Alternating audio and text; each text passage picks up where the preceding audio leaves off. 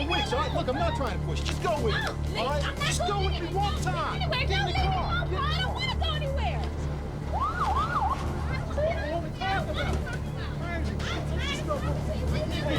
All right? Just go with me one time. Hey, what's going on here? We gotta come and talk about it. There's nothing going on.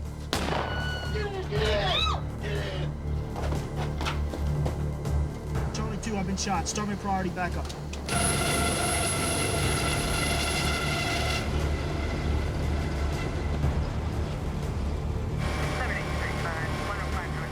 This is an all too familiar event in the modern world. In fact, this one's an exercise. A SWAT team training for the day when they'll have to do it for real. And real events happen somewhere every day. This program looked at how those events can happen at all, but not at the hostages or the criminal plan, at the fact that what puts all the pieces together, the guns, the explosives, the computers, that chopper up there, and to start with, the anesthetics waiting in the ambulance for this injured officer, what puts all the pieces together is history. Because history is all about getting it together.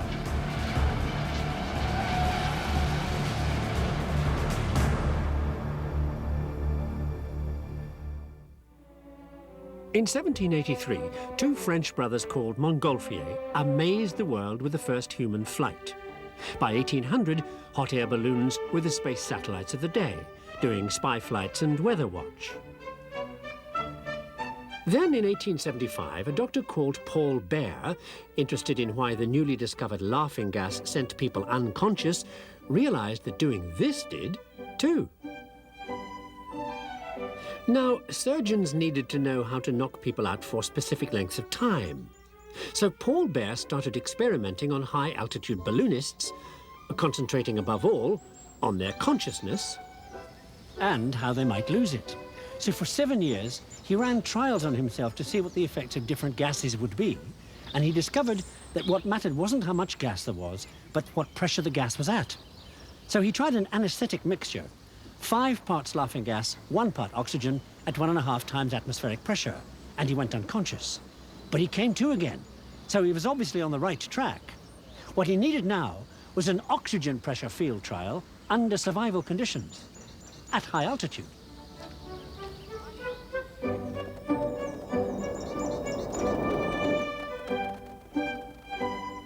Bear sent up a couple of volunteers carrying bags filled with oxygen to breathe when the high altitude caused them to start to black out.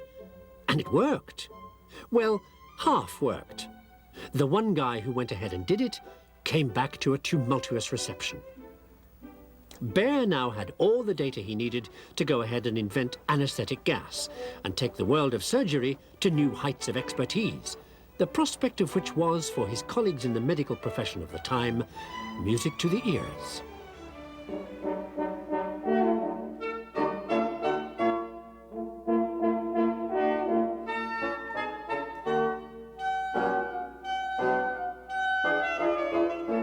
Meanwhile, back to the Montgolfier brothers.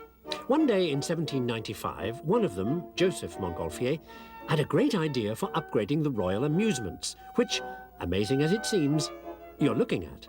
The Versailles Water Gardens, hydraulic engineering back then being the last word in gee-whizzery.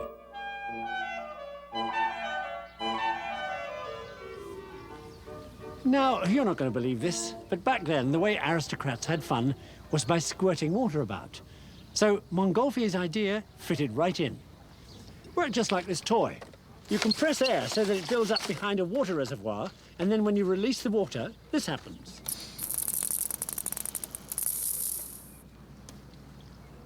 Montgolfier compressed his air by dipping the whole contraption in a stream. The faster the stream, the more it compressed the air, the harder it rammed the water. So he called it his hydraulic ram. Just the thing for irrigation, canals, water gardens, fountains, and squirting aristocrats. Ho, ho.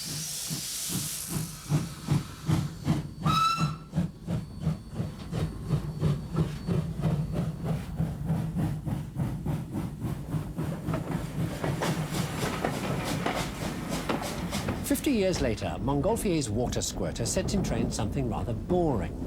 See, mid-19th century, the King of Sardinia, who happens also to be king of a lot of northern Italy, decides it's high time he does something about his province of Savoy, stuck on the wrong, that is, the north side of the Alps. And besides, the entire European railway system and most of the roads stop at the Alps, depriving the king of lots of lovely tourist money. So in 1857, they started boring a tunnel under the Alps. The work involved standing round while people hand-drilled holes for explosives and blew them up. Then you dug. 15 inches of tunnel a day was all they could manage. Until the chief engineer brought in a version of Montgolfier's hydraulic ram to compress air for pneumatic drills, and they started doing 15 feet a day. The breakthrough handshake came on Christmas Day 1870, and it was champagne all round.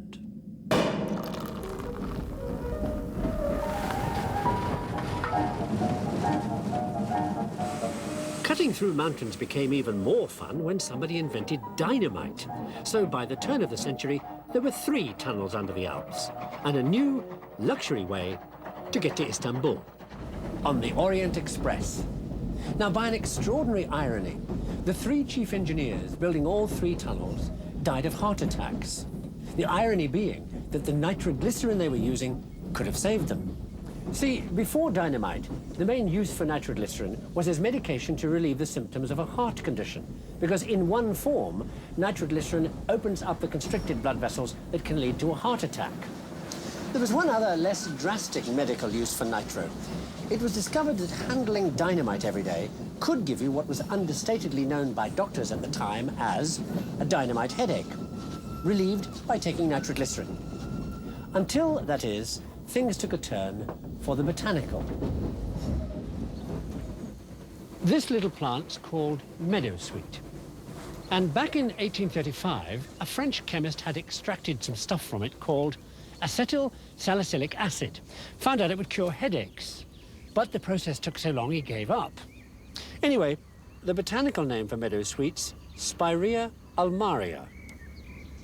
Now, a few years later, when every German chemist was going nuts trying to extract anything they could find from the new wondergunk throwaway byproduct of gaslight, coal tar, one of them came across a chemical called phenol with which you could artificially make acetyl salicylic acid quick and fast.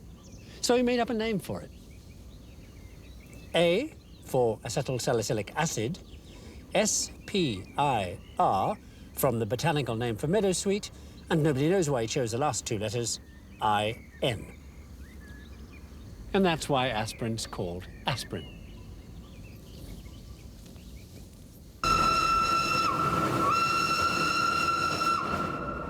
From 1899, when aspirin first went on the market, headaches would never be dynamite again. Meanwhile, don't forget the name of the chemical it came from, phenol.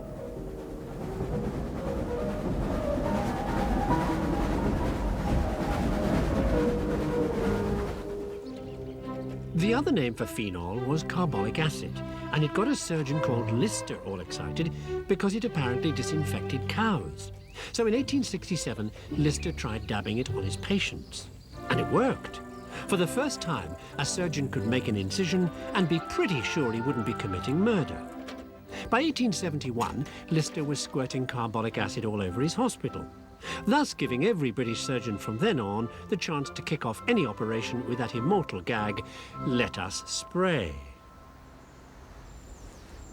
Then, in 1893, a German engineer picked up the spray idea. You probably don't know him, name of Maybach, working with a better-known fellow called Daimler, whose sales chief had a daughter, whose name you certainly do know, Mercedes. Maybach put the spray carburetor he invented into the car named after the girl. The carburetor basically jets a fine spray of air and gasoline into the cylinder, where a spark plug explodes the mixture, and the explosion drives the cylinder piston up and down.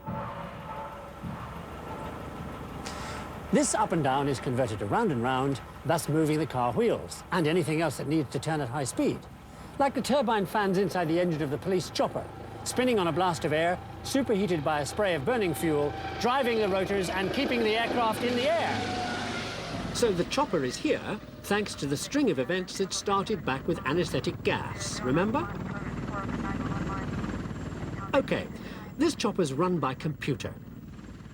Now, the reason the computer was available to work out this entire SWAT scenario, one reason the computer exists at all, is because one day in August 1949, this happened.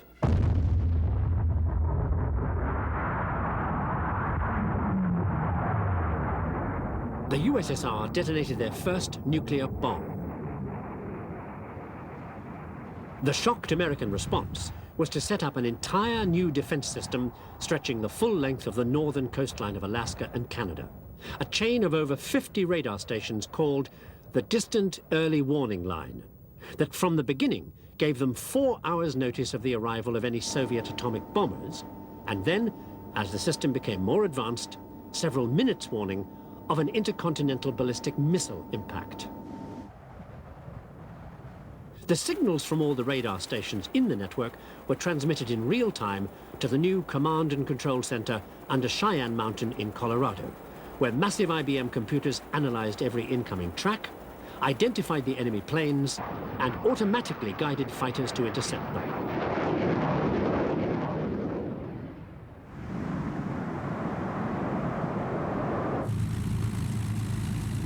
There was one other bunch of people with the same level of vigilant concern for what was going on in America's skies at the time, American Airlines.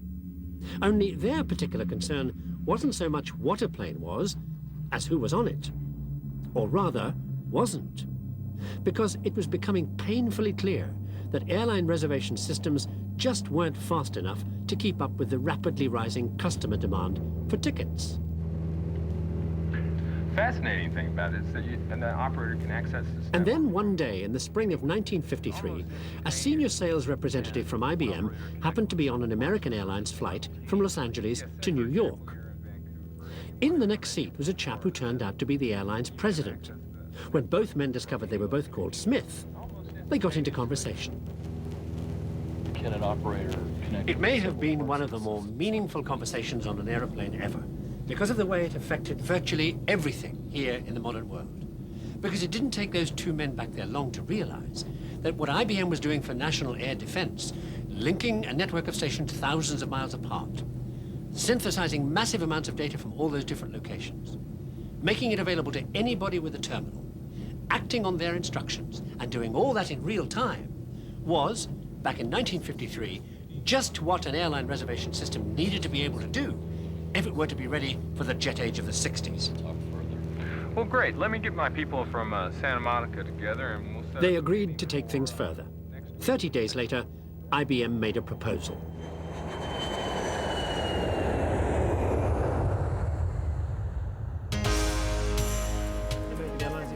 After 9 years of development, the new Sabre reservation system, as it was called, was up and running. Before Sabre, going flat out, it used to take you 90 minutes to book a seat.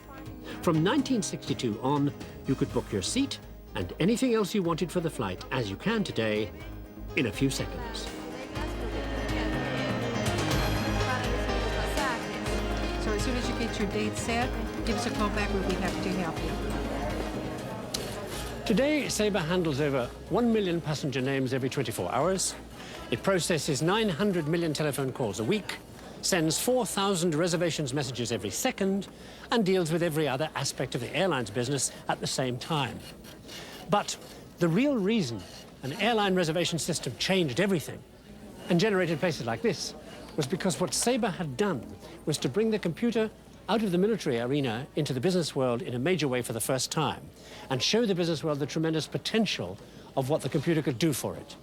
So, today, all over the world, places like this exist because of that one chance meeting on a flight in 1953. Round trip or one way? Going out at 1:51 in the morning? Okay. Down to 45 on a Pan Am 864. Time difference will get you there at 1:35 in the afternoon to Newburgh. And you will arrive in Chicago here at 5:35 in the afternoon, and you'll be departing at 10:35 in the morning. Thank you for calling American. Bye-bye. Cashmere shawls is what put IBM on that American Airlines plane. See, back in 1798, Napoleon invaded Egypt, And as soldiers have done throughout history, after a while his men started sending home souvenirs. In this case, the cashmere shawls that the Egyptians were importing from India. The shawls were traditionally made as marriage gifts, and they often took months to weave. They were supposed to be so fine they would go through a wedding ring. And the patterns were copies of ancient fertility symbols.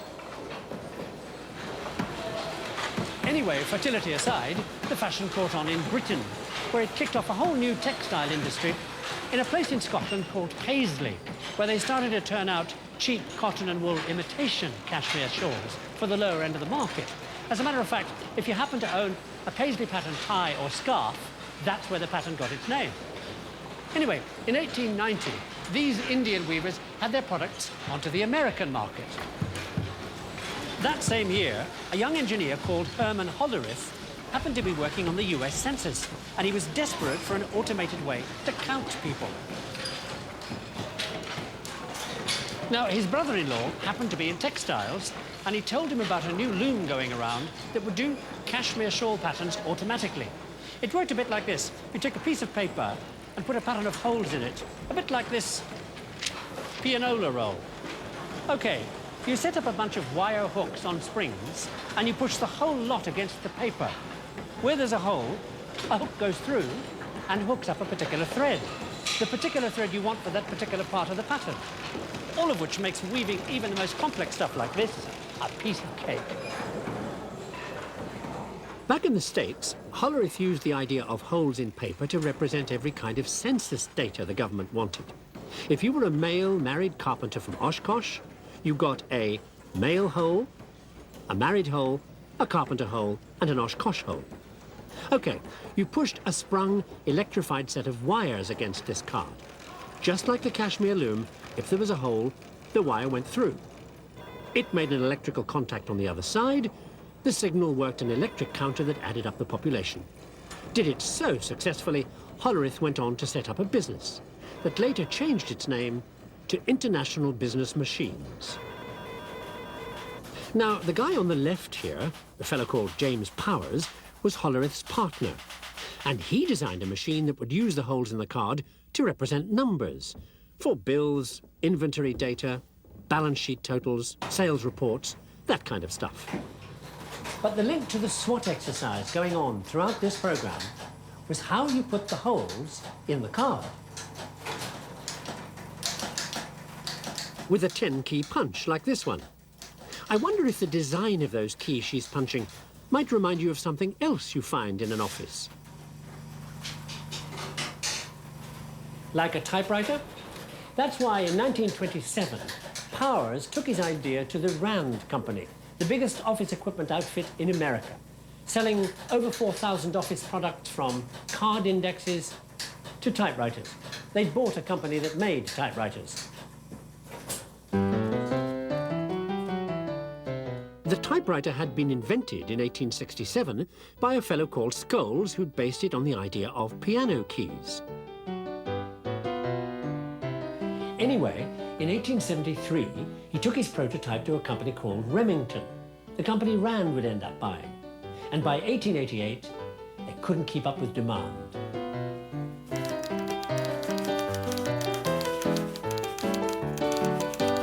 Now, Remington had bought the typewriter patent from Scholes just after the Civil War, when they were looking around for something else to do with the machine tools in their factories.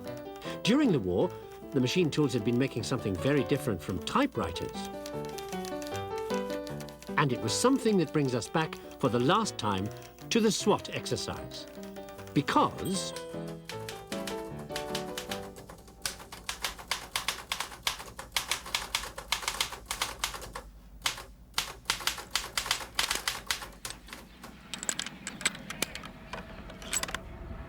Remington had previously made the most successful military rifle in the world and sold over 1 million to armies in Denmark, Sweden, Spain, Egypt, France, and the US. So, finally, the weapon in the hands of this SWAT counter-sniper here is here because the computer is here. Captain, the guy just indicated he's going to come out with the weapon and he's very hostile. He's going to take a shot. I advise the perimeter, then it comes out with the hostage, with the weapon. They have authorization for diversionary device, and a CS has the green light to take the shot.